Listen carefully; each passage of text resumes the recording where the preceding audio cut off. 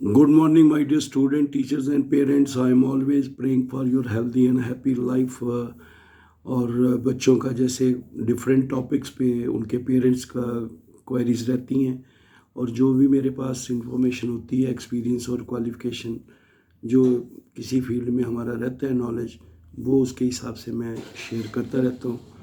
तो एक बच्चों को ये है कि इस बार जो दिल्ली यूनिवर्सिटी का एडमिशन है उसके बारे में बच्चों की बहुत सारी क्वेरीज रहती हैं। तो मेरे प्यारे बच्चों, जो PM ट्रिपल एस में बच्चों का यहाँ तक मुझे इन्फॉर्मेशन है, तो PM ट्रिपल एस का जो बच्चे थे उनको क्या होता था कि दिल्ली यूनिवर्सिटी में कॉलेज जो हैं अलाट होते हैं। तो दिल्ली यूनिवर्सिटी में जो बच्चों को कॉलेज अलाट होते थे, बच्चे ज्वाइन करते थे। लेकिन इस साल आपको पता है कि दिल्ली यूनिवर्सिटी में या जो सेंट्रल यूनिवर्सिटीज़ हैं उन्होंने कॉमन यूनिवर्सिटी एंट्रेंस टेस्ट रखा था। और कॉमन यूनिवर्सिटी एंट्रेंस टेस्ट में वो बच्चों को उसके लिए क्वालिफाई करना था। क्वालिफाई इन द सेंस कि बच्चों को उसमें अपीयर होना था और उसमें जो भी एलिजिबिलिटी थी उसको मीट करना था और उसके बाद उनको उसकी एलोकेशन होनी थी। तो इस तरीके से जो total student PM triple S से दिल्ली यूनिवर्सिटी के लिए जिनका हुआ था वो उनका नंबर था 571। अब उस 571 में से जो एलोकेशन हुई थी अंडर ऑनर कोर्सेज वगैरह जो भी उनकी एलोकेशन होगी थी वो 272 स्टूडेंट हैं। और जिन बच्चों का CSAS जो फॉर्म्स नॉट सक्सेसफुली फिल्ड वो कोई लगभग 102 के करीब बच्चे आते थे और नॉट एलिजिबल हैं वो 120 के करीब आते हैं।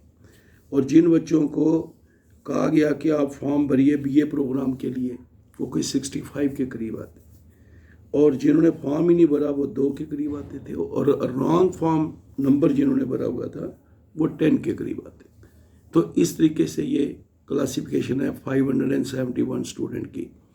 तो जिनको तो एलोकेशन हो गया वो तो आगे अपना प्रोसेस कर रहे हैं, मगर जिन बच्चों को, क्योंकि दोनों आपको बच्चों को पॉइंट जो हैं बताए गए थे, और जिनका कोई रॉन्ग फॉर्म नंबर था वो भी, वैसे मैं आपको बताऊं कि बहुत सारे बच्चे और बहुत सारे लोग ऐसे हैं जो दिन रात आपके लिए काम करते हैं, स्टूडेंट भी लगे होते हैं, हेल्प करते हैं, प्यारे प्यारे बच्चे बच्चियाँ, और सारे मिलके एक एफर्ट करते हैं और किसी को पता नहीं होता कि कौन कितना क्या कर रहा है। और कई बार हम देखते हैं ऐसी डिस्कशन चलती हैं, ये किया वो किया, लेकिन करने वाले भी जो कुछ हैं लोग वो अपने चुप करके शांति से बच्चों के अच्छे के लिए एफर्ट्स करते हैं। तो माय डियर स्टूडेंट्स, जो बच्चों का रॉन्ग नंबर आया था वो भी एक रिक्वेस्ट करके, क्योंकि हमेशा जो लोग मैटर करते बच्चों के लिए अच्छा सोचते, तो वो भी उनका मसला हल हो गया कि वो अब भर दें दूसरा अपना सही नंबर के साथ। और ये जो आया हुआ है कि CSAS का फॉर्म नॉट सक्सेसफुली फिल्ड, तो कई बच्चों ने ऐसा है जैसे एप्लीकेशन था, रजिस्ट्रेशन वाला पहला था, सेकंड में चॉइस फिलिंग का था, तो कोई उन्होंने वो प्रोसेस कंप्लीट नहीं किया, वो भी उसमें आगे बच्चे। तो इस तरीके से अभी जो बच्चों को चॉइस मिली थी 2 की कि आप PM ट्रिपल एस से जो अलाट हुआ है वो, और नंबर 2 जो ऑन देयर ओन बच्चे compete करते दिल्ली यूनिवर्सिटी में या बाकी सेंट्रल यूनिवर्सिटीज़ में अपने लेवल पे सीट निकालते हैं, उन्होंने रजिस्ट्रेशन डॉक्यूमेंट वेरिफिकेशन और जो भी लिंक दिए होते हैं, ब्रिजेस होते हैं बिटवीन ऑन देयर ओन में और PM ट्रिपल एस में, जैसे CUT को क्लिक करना, ऑन योर ओन में पूरा इन्फॉर्मेशन देना, ठीक है। आपने जब आपने एप्लीकेशन CUT में किया था वहाँ पे भी आ रहा था कि आप PM prime minister special scholarship scheme का उसको क्लिक करके जो उसमें इन्फॉर्मेशन चाहिए थी वो देनी थी। तो ये ब्रिजेज होते हैं जो आपको जोड़ते हैं, और आपने इधर पूरा फॉलो किया हुआ है रजिस्ट्रेशन डॉक्यूमेंट वेरिफिकेशन, और फिर ऑन योर ओन में आप भर के देते हैं अपना फॉर्म, जो भी आप करें फीस जमा कराइए उसकी रिसीट लगा देते हैं। अगर आपको JEE के बेस पर अलाटमेंट हुई है किसी भी जगह पे, IIT है, NIT है, JEE मेन और एडवांस, तो आप उसका जो है अलाटमेंट हुई है, जो उन्होंने आपको कोई कॉलेज दिया है, तो उसका कोई देते हैं ना अलॉट, भाई आपको ये कॉलेज दिया हमने, लिस्ट निकलती है, वो नंबर है वो मेंशन करना है। CUT वालों को उसका मेंशन करना है। और नीट वाले जो हैं वो अपनी सेंट्रल काउंसलिंग का जो अलॉटमेंट होती है वो शो करते हैं। इस तरह से अगर क्लैट वाले हैं वो अपना शो करेंगे लॉ, जिसने अपने लेवल पे कोई इंडियन नेशनल लॉ यूनिवर्सिटी में सीट निकाली, तो ये वाला वो दे के एक अपना बच्चा प्रोसेस कंप्लीट करता है। और PMSSS के थ्रू जिनको कॉलेज मिल गया, एलिजिबिलिटी बराबर है, उनको भी स्कॉलरशिप मिलता है। और जिन्होंने ऑन देयर ओन में एलिजिबिलिटी बराबर की है और पूरा प्रोसेस इधर लिंक जोड़ के रखा है, AICTE PMSSS का प्रोसेस राइट फ्रॉम रजिस्ट्रेशन लेके एंड तक बराबर रखा है, उनको भी स्कॉलरशिप मिलता है। ये बड़ी क्लियर बात है। हाँ, जो बच्चे PMSSS के थ्रू गए होते हैं उनका तो एक शुरू से ही उनका जो फ़ी होता है वो AICTE से कॉलेज को जाता है, इंस्टीट्यूशन को जाता है। जबकि जो जिन्होंने ऑन योर ओन में लिया है और अदरवाइज़ पूरा क्वालिफाई किया है, पूरा प्रोसेस में इन्वॉल्व रहे हैं, वो फ़ी पहले देते हैं खुद अपने से, उस कॉलेज को जो अलॉट होता है उनको, और जो वहाँ एडमिशन का प्रोसेस कंप्लीट करते हैं, फ़ीस देते हैं वो, और फिर AICTE से कॉलेज वाले पैसे क्लेम करते हैं और कॉलेज के जो अकाउंट में पैसे AICTE से आते हैं और फिर वो पैसे दोबारा बच्चे को रीइंबर्स कर देते हैं। ये उसका ये प्रोसेस है। और जो बच्चों ने PMSSS के थ्रू गए हुए हैं उनका बड़ा क्लियर है कि जो फ़ी है वो उतनी ही रहेगी, और उससे ज़्यादा होगी तो बच्चे ने नहीं देनी है, ना AICTE देगी। ये कॉलेजेस को बताया गया होता है, ये ऐसे लिखा हुआ है, तो इसलिए उनका कोई फ़ीस का कोई ज़्यादा टेंशन नहीं आती। हाँ, जिन्होंने ऑन देयर ओन में ली है तो जो मैक्सिमम लिमिट है जनरल कोर्सेज का 30, प्रोफेशनल का 1,25,000 और ऐसे मेडिकल का 3 lakh, in addition to 1 lakh जो सबको मिलता है मेंटेनेंस का, जितनी देर वो फिजिकली वहाँ पढ़ते हैं उसके हिसाब से 10,000 रुपीज़ पर मंथ, तो वो मिलना है। अगर उससे एडिशनल होती है वो उनको खुद भी देने पड़ती है। तो ये चीज़ें जो हैं आपको अच्छी तरह से नोट करनी चाहिए। और अभी जो बच्चों का है, जिन बच्चों का कोई प्रोग्रामिंग में BA प्रोग्रामिंग में था और मतलब उसमें उनकी एलिजिबिलिटी नहीं बन रही थी, जैसे आपको पता है कि हमारे जो बच्चे हैं अगर उनको देखा जाए तो अब कहीं ऐसी जगह बच्चे थे जो एक के लिए एलिजिबल नहीं थे लेकिन दूसरी जगह एलिजिबल थे। जैसे किसी बच्चे का एक लैंग्वेज, वन डोमेन सब्जेक्ट, वो डोमेन सब्जेक्ट जो उसने 12th में पढ़ा हो, और जनरल टेस्ट ये अगर किया था तो वो BA प्रोग्राम के लिए एलिजिबल है। तो भले कहीं ऐसे बच्चे थे जो जिन्होंने अपनी चॉइस फिलिंग जो है उनका कुछ और था लेकिन वो BA प्रोग्राम के लिए एलिजिबल हैं, दूसरी जगह एलिजिबल मतलब कोई आपका जो कोर्सेज़ हैं, ऑनर कोर्सेज़ हैं, उसके लिए नहीं हो, एलिजिबल नहीं हो। क्योंकि बच्चों को कईयों का ऐसा है कि BA प्रोग्राम के लिए एलिजिबल है, ऑनर्स के लिए नहीं है, या दूसरे का। तो उन्होंने भी फॉर्म, उनका निकली थी नोटिफिकेशन, उसका भी टाइम दे रखा था, रात तक बच्चों ने किया पूरा दिन।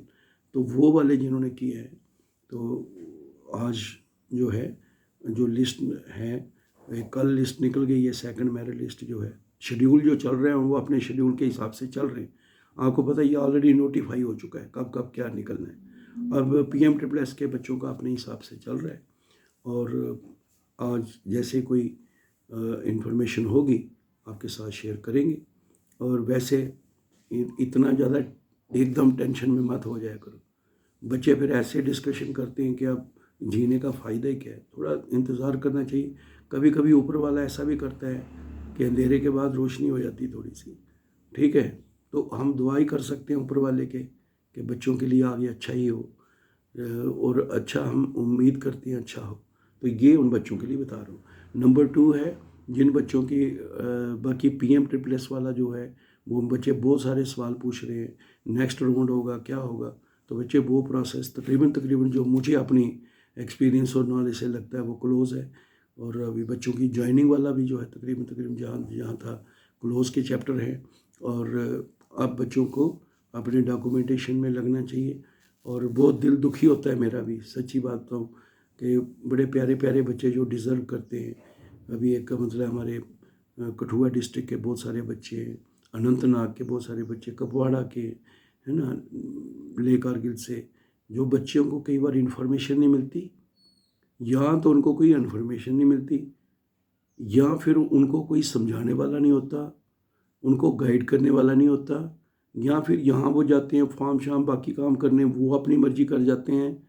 बहुत सारी बातों के कारण एक इनोसेंट बच्चा जो सचमुच डिज़र्व करता है, जिसके लिए स्कॉलरशिप बना है, गरीब बच्चा है या बच्ची हमारी है, जब वो रो के अपनी कहानी सुनाते हैं और हम भी एक सिस्टम है उसी के हिसाब से चलता है, तो नहीं कुछ कर पाते हैं, तो मगर दुखी होता है दिल बहुत। और मैं क्योंकि बच्चों से बहुत इमोशनली अटैच हूँ, तब मुझे भी टेंशन होती है। लेकिन मेरे प्यारे बच्चों, मैं एक बात बताऊँगा, ऊपर वाले पे आप रखिए। कभी हो सकता है कि जब कोई आपके पास एक चीज़ नहीं आती, क्या पता उसने आपके लिए, ऊपर वाले ने और अच्छा सोच के रखा हो। तो दुआ करनी चाहिए कि हमारे बच्चे टेंशन में मत रहें। ये नन्हे नन्हे बच्चे, हम बड़े लोग जो हैं, मतलब बड़े मीन के एज में जो पेरेंट्स होते हैं या बड़े होते हैं, हम सोचते हैं हमें ही टेंशन हैं। बच्चे बोले वाले चेहरे होते हैं, इनके चेहरों पे टेंशन हमें पढ़ने के लिए बहुत ज़्यादा दिमाग में ज़िंदगी गुजारनी पड़ेगी। कई गुना हमसे ज़्यादा ये टेंशन है। अब कोई बच्चा ये कहे कि सर मेरा तो नंबर भी नहीं आया, कहीं एडमिशन नहीं होगी, अब क्या पता घर वाले शादी कर दें।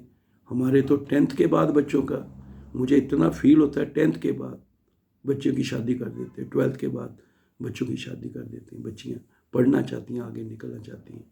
तो ऐसे बच्चे जब कहानियाँ सुनाते हैं, बहुत दिल दुखी भी होता है।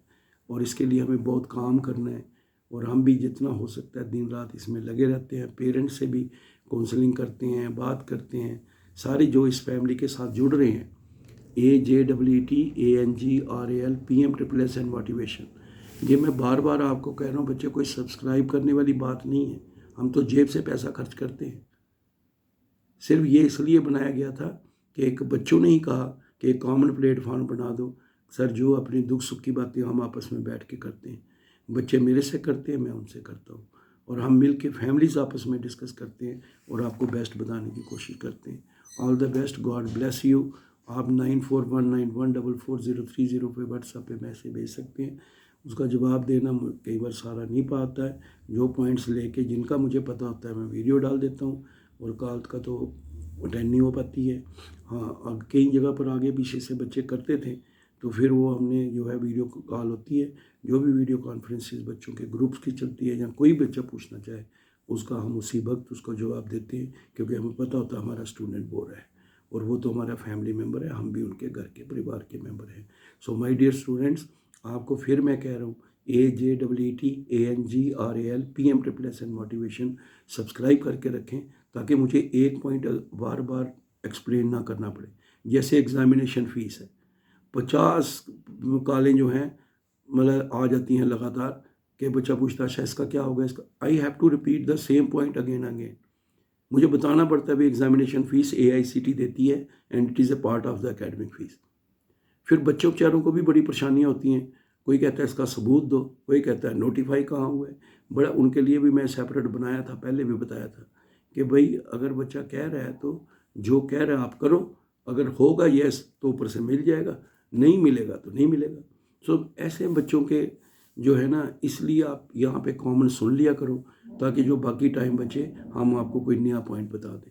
All the best, God bless you, take care.